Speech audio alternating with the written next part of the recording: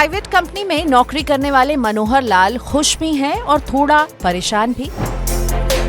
खुश इसलिए क्योंकि 35 साल की सर्विस के बाद अगले कुछ दिन में वो रिटायर हो रहे हैं, लेकिन परेशान इसलिए कि बढ़ती उम्र के साथ इलाज का खर्च भी बढ़ने वाला है। पिछले कुछ समय से उनकी सेहत भी खराब रहने लगी है। मनोहर लाल अभी तक तो कंपनी की तरफ से मिली ग्रुप हेल्थ इंश्योरेंस में कवर होते थे, लेकिन उन्हें चिंता इस बात की है कि रिटायरमेंट के बाद ये सुरक्षा कवच खत्म हो जाएगा, जिसकी वजह से इलाज के खर्च में कहीं उनकी सारी जमा पूंजी साफ न हो जाए। मनोहर अकेले नहीं हैं, उनके जैसे लाखों लोग हैं जो 60 वर्ष की दहलीज पर हैं। उम्र के इस पड़ाव पर बीमारियों की गिरफ्त में आने की आशंका ज्यादा रहती है। भारत में बुजुर्ग आबादी और उन तक इंश्योरेंस की पहुंच को लेकर हाल ही में 2 तस्वीरें सामने आई। पहली तस्वीर बताती है कि देश में बुजुर्ग आबादी तेजी से बढ़ रही है और दूसरी तस्वीर ये है कि बुजुर्गों तक हेल्थ इंश्योरेंस की पहुंच काफी सीमित है।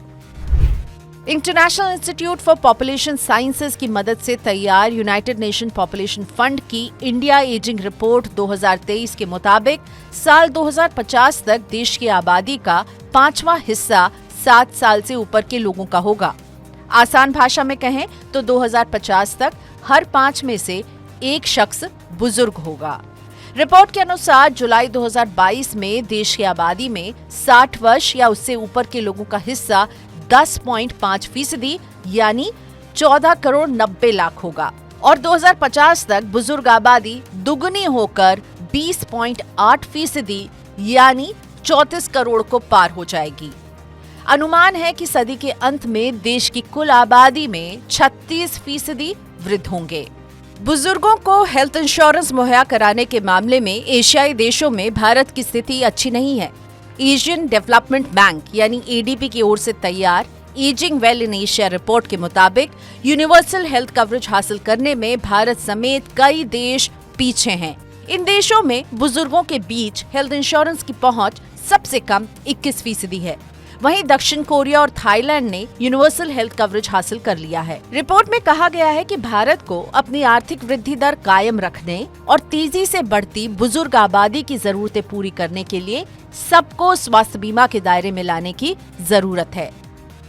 उम्र के इस पड़ाव में जब सैलरी बंद हो जाती है और जिंदगी पेंशन और सेविंग्स के सारे गुजरती है, उस बीच अगर इलाज का खर्च जेब से करना पड़े तो मंथली बजट बिगड़ जाता है। ऐसे में मनोहर की चिंता वाजिब है। तो मनोहर जैसे लोगों के पास हेल्थ इंश्योरेंस कवर्स लेने के 3 रास्ते बचते हैं और आइए आज चैन की सांस में एक एक करके इन 3 विकल्प पर ही बात कर लेते हैं। पहला विकल्प है कि मनोहर अपनी कंपनी से मिले ग्रुप हेल्थ इंश्योरेंस को रिटायरमेंट के बाद जारी रखने के लिए बात कर सकते हैं। कुछ कंपनियां रिटायरमेंट के बाद भी कर्मचारी को ग्रुप इंश्योरेंस कवरेज का हिस्सा बने रहने की इजाजत देती हैं, यानी इस पॉलिसी को चालू रखा जा सकता है। हालांकि इसका प्रीमियम रिटायर होने वाले कर्मचारी को भरना होता है। इसका फायदा ये है कि पॉलिसी के साथ मिलने वाले सारे बेनिफिट्स जारी रहेंगे, साथ ही हेल्थ कवर का अमाउंट अपनी जरूरत के मुताबिक बढ़ा सकते हैं।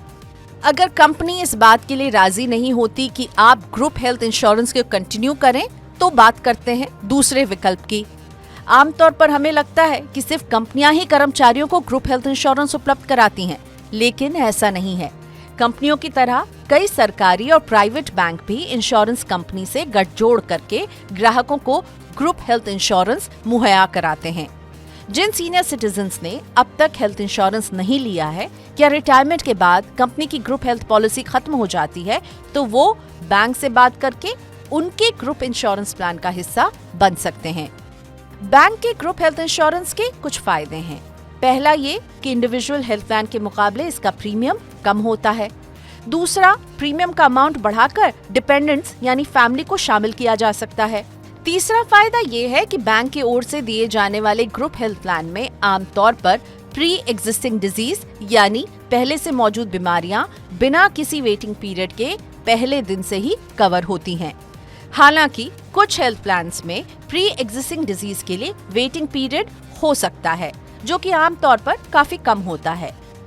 चौथी फायदे की बात ये कि इसमें पॉलिसी लेने से पहले मेडिकल चेकअप कराने की जरूरत नहीं होती है। हालांकि इसमें कुछ लिमिटेशंस भी होते हैं जिसका आपको ख्याल रखना है। बैंक की ओर से जो हेल्थ इंश्योरेंस ग्रुप प्लेटफॉर्म पे ऑफर की जाती है उसमें कई सारे लिमिटेशंस हैं। सबसे पहला लिमिटेशन ये है कि वह पॉलिसी लाइफ टाइम रिन्यूएबिलिटी के क्लॉज के साथ नहीं आती है, जिसका मतलब ये है कि जब तक आप कस्टमर हैं उस बैंक के तब तक आपको वो ऑप्शन मिलता रहेगा।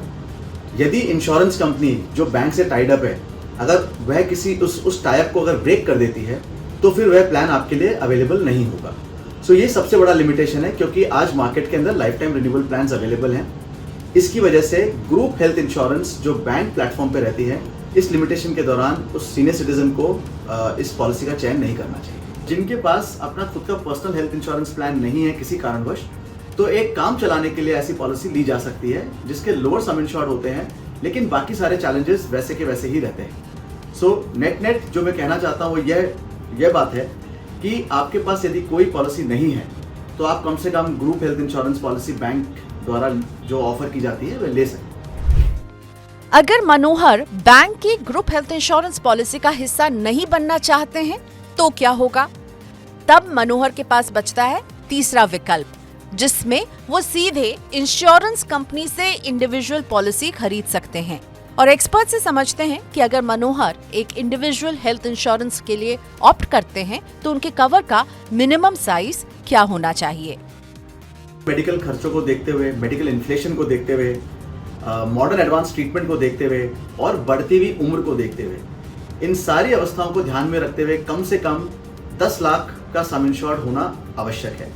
यदि 10 लाख का सम इंश्योर्ड होगा विथ राइट सिलेक्शन, जैसे कि lower waiting period, PED waiting period जिसकी हम बात कर रहे हैं, और सारे बेनिफिट जैसे हेल्थ चेकअप, ये सारे बेनिफिट्स अगर आपकी पॉलिसी में हैं और सही सम इंश्योर्ड जो कि 10 लाख का अगर आप चयन करेंगे तो मेरी समझ में आप एक अच्छे सम इंश्योर्ड के साथ हेल्थ केयर एक्सपेंसेस को कवर किए जा सकते हैं। हर व्यक्ति के लिए 10 लाख का कवर कोई सेट रूल नहीं है। व्यक्ति की उम्र, मेडिकल हिस्ट्री, वो किस शहर में रहते हैं, किस तरह के अस्पताल में इलाज कराएंगे और कितना प्रीमियम अफोर्ड कर सकते हैं, ऐसे कई फैक्टर्स हैं जो हेल्थ कवर का सही साइज पता लगाने में मदद करते हैं। चूंकि बुजुर्गों के बीमार पड़ने के चांसेस ज्यादा होते हैं, ऐसे में उनका हेल्थ कवर एक रेगुलर व्यक्ति से ज्यादा होना चाहिए। सीनियर सिटीजन के हेल्थ इंश्योरेंस का प्रीमियम ज्यादा होता है क्योंकि उनके बीमारी की गिरफ्त में आने की आशंका ज्यादा रहती है। 60 की एज में दिल्ली में रहने वाले मनोहर, जिन्हें हम मानकर चल रहे हैं कि फिलहाल कोई गंभीर बीमारी नहीं है, वो अपने लिए 20 लाख रुपए के सम इंश्योर्ड की हेल्थ पॉलिसी लेते हैं। पॉलिसीबाजार.com के मुताबिक नीवा बुपा की रीअश्योर ब्रॉन्ज पॉलिसी का प्रीमियम 41,401 रुपए बनेगा। स्टार हेल्थ की स्टार कॉम्प्रिहेंसिव पॉलिसी का प्रीमियम 39,146 रुपए, HDFC अर्गो की ऑप्टिमा सिक्योर का सालाना प्रीमियम 59,076 रुपए है और वहीं मणिपाल सिग्ना का प्राइम सीनियर एलीट प्लान का प्रीमियम 30,270 रुपए सालाना है। और ये सारे कैलकुलेशन बिना टैक्स को कंसिडर किए गए हैं। जैसे कि हम जानते हैं कि सीनियर सिटीजन्स कोई ना कोई मेडिकल कंडीशन से ग्रसित रहते हैं, तो ऐसी मेडिकल कंडीशन का आप डिस्क्लोजर करें प्रपोजल फॉर्म भरते समय, ताकि क्लेम स्टेज पे कोई समस्या ना आए। सो यह सबसे नंबर 1 जानकारी जो आप इंश्योरेंस कंपनी को प्रोवाइड कर सकते हैं और करनी चाहिए। नंबर 2, कोई भी पीईडी वेटिंग पीरियड यदि प्री एग्जिस्टिंग कंडीशन है तो ऐसे प्लान का चयन करें कि जहां पर लोअर पीईडी वेटिंग पीरियड हो।